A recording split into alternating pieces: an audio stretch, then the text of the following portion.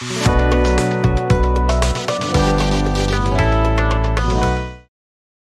నాన్న, అందరికీ నమస్కారం. ఎలా ఉన్నారు? అందరూ బాగున్నారా? నేను మీ కుమారి ఆంటీని.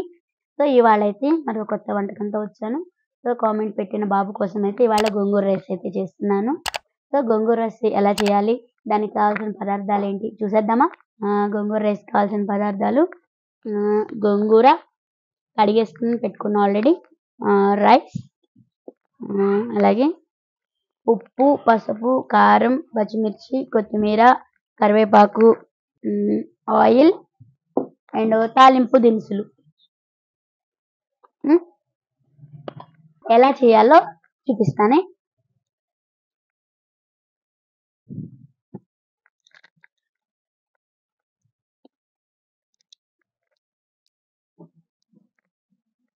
గిన్నె అయితే వీటెక్కింది కదా, ఇప్పుడు మనం ఆయిల్ పోసేసుకుందాం. ఆయిల్, దీంట్లోకి పచ్చెనగపప్పు, సాయిమినపప్పు, జీలకర్ర, ఎండుమిర్చి, సో అన్నీ కలిపి, సో దినుసులు అయితే అన్నీ దీంట్లో వేసేసుకున్నాం కదా. పచ్చెనగపప్పు, సాయిమినపప్పు, జీలకర్ర, ఎండుమిర్చి అవన్నీ దీంట్లో వేసేసుకున్నాం కదా. ఒకసారి వేసేసుకుంటే మాడకుండా ఉంటాయి అన్నమాట. ఆవాలు, ఫస్ట్ నూనె వేడెక్కినాక ఆవాలు అయితే ఫస్ట్ వేసుకోవాలి. ఆవాలు చిట్ మన్నాక ఏవైనా వేసుకోవాలన్నమాట. సరే, ఆవాలు బాగా చిట్ మనాలన్నమాట. అవి పేలినాకనే వేయాలి, లేదంటే అవి చేదుగా తగులుతాయి అన్నమాట, టేస్ట్ అనిపించదు. ఇప్పుడు దినుసులన్నీ వేసేసుకుందాం. అలాగే పచ్చిమిరపకాయలు కూడా వేసేసుకుందాం.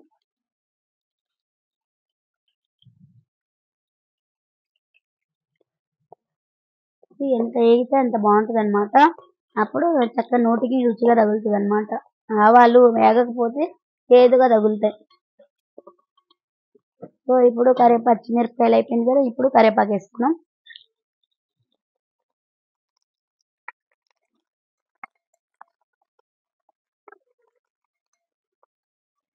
ఇప్పుడు గోంగూర అయితే వేసేసుకున్నాం.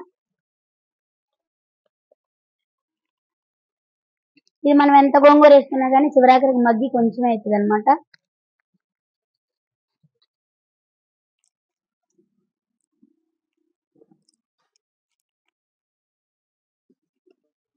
సో తిప్పుకుంటూ ఉండాలన్నమాట, లేకపోతే అడుగు మాడిపోతుంది. వేసినాక ఊరిని ఇలా కొంచెం ఇలా అంటే అడుగుది ఇలా పైకంటే బాగా వస్తుంది, మాడదన్నమాట. సో మీరు పెట్టేటప్పుడు మీ పేర్లు కూడా పెట్టండి. మీరు ఏది అడిగినా మీ పేర్లు కూడా మెన్షన్ చేయండి కామెంట్ బాక్స్ లో. చూసారు కదా మగ్గి ఎట్లా అయిపోతుందో. ఎంతైనా కానీ ఇంత అయిపోతుంది లాస్ట్ కి.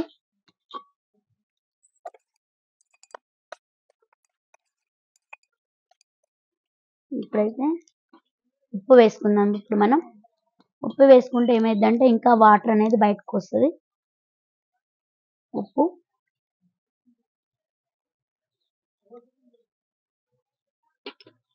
అలాగే పసుపు,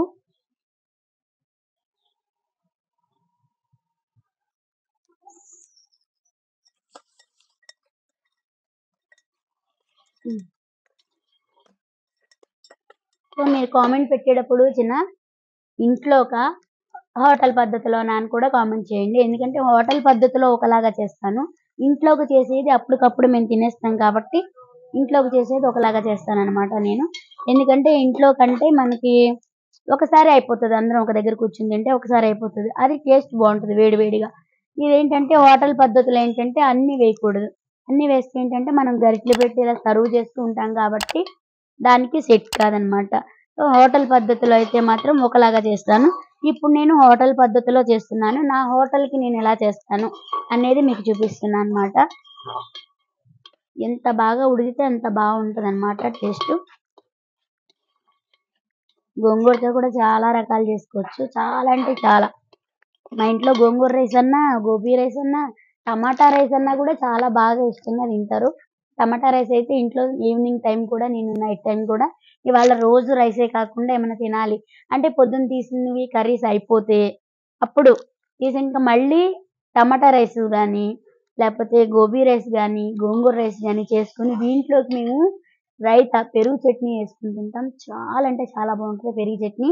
ఈ రైసులకి ఏదైనా సరే పెరుగు చట్నీ అంటే మా ఇంట్లో ఫేవరెట్. పెరుగు చట్నీలో కూడా పెరుగు, ఆనియను, కొత్తిమీర, కీర, క్యారెట్ అన్నీ తురిమేసుకొని చక్కగా ఒక సలాడ్ లాగా చేసుకుంటే చాలా అంటే చాలా బాగుంటది.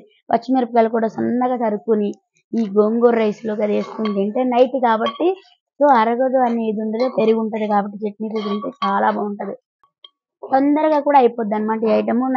మళ్ళీ నైట్ అన్నం మిగిలినా గానీ పొద్దున్నే కూడా ఇలా చేసినా గానీ మా ఇంట్లో చక్కగా తినేస్తారు. నైట్ వండిన అన్నం ఉన్నా గానీ పొద్దున్నే చక్కగా దీన్ని నిమ్మకాయ పిండైనా తినేస్తారు. ఇట్లా గోంగూరను, పులిహోర అంటే గోంగూరలోనే ఇంకా చింతపండు పులుసేసి గోంగూర పులిహోర అన్నమాట. అది కూడా టేస్ట్ చాలా బాగుంటది. అది కూడా చేసి చూపిస్తాను మీకు. గోంగూర పులిహోర చాలా బాగుంటది. నైట్ అన్నం సేలవ్వకపోతే ఇలా చేసేస్తే అన్నంతో కూడా తినేయొచ్చు. సో నైట్ కూడా చక్కగా మనకు తొందరగా అయిపోవాలి, లైట్‌గా ఉండాలి అనుకున్నా గానీ ఇది పెరుగుతో తింటే చాలా బాగుంటది. సో ఇప్పుడైతే మనం కారం వేద్దాం. ఆల్రెడీ పచ్చిమిరపకాయలు వేసుకున్నాం కదా! ఇప్పుడు కారం. మనం ఇంట్లోకి చేసుకుంటేనేమో రైస్ దీంట్లో వేసుకొని కలుపుకొని వేడి చేసుకొని చక్కగా ఇంకా ఫ్రై చేయొచ్చు ఇంట్లోకి. ఇది హోటల్ కాబట్టి నేను ఫ్రై అయితే చేయను అన్నం వేసి దీంట్లో.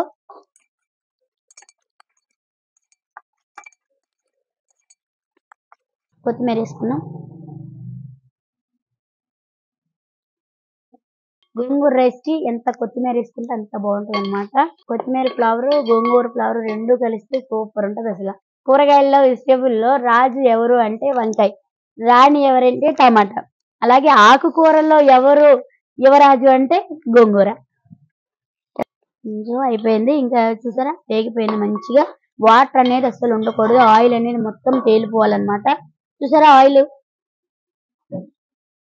ఆయిల్ అంతా పైకి తేలిపోతుంది.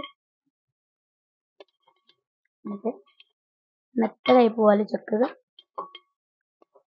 మళ్ళీ ఆకులుగా కావాలన్నా ఆకులుగా కూడా మనం చేసుకోవచ్చన్నమాట.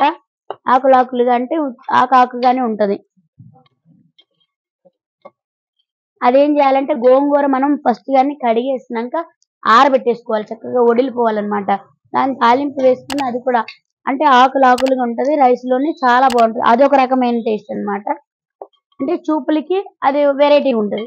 ఇదేంటంటే రైస్‌లో మొత్తం అంతా కలిసిపోతది. ఇదొక టేస్ట్ ఉంటది. కానీ దానికన్నా కూడా ఈ టేస్ట్ చాలా బాగుంటది.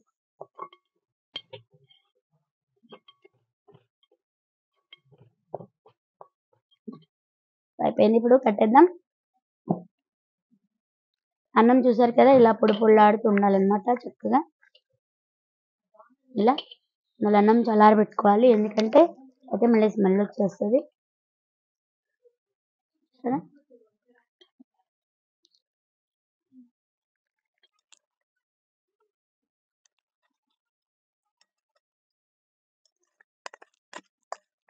కలిపేసుకుంటమే.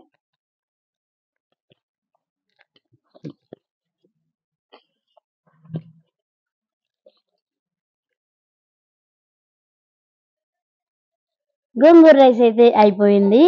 సో నేనైతే ఎలా చేస్తానో మీరెలా చేస్తారనేది కామెంట్ బాక్స్‌లో కామెంట్ చేయండి. ఇంకా మీరేమన్నా కుమారి ఆంటీ చేసేది చూడాలి అనుకుంటే ఏదైనా మీరు నేను చేస్తే చూడాలని ఏదనుకుంటున్నారో అది కామెంట్ చేస్తే అదే ఐటెమ్‌తో మళ్ళీ మీ ముందుకొస్తాను. అలాగే మీరు చెప్పే ఐటెమే కాకుండా నేను చేసే ఐటెమ్స్‌తో కూడా మీ ముందుకొస్తాను.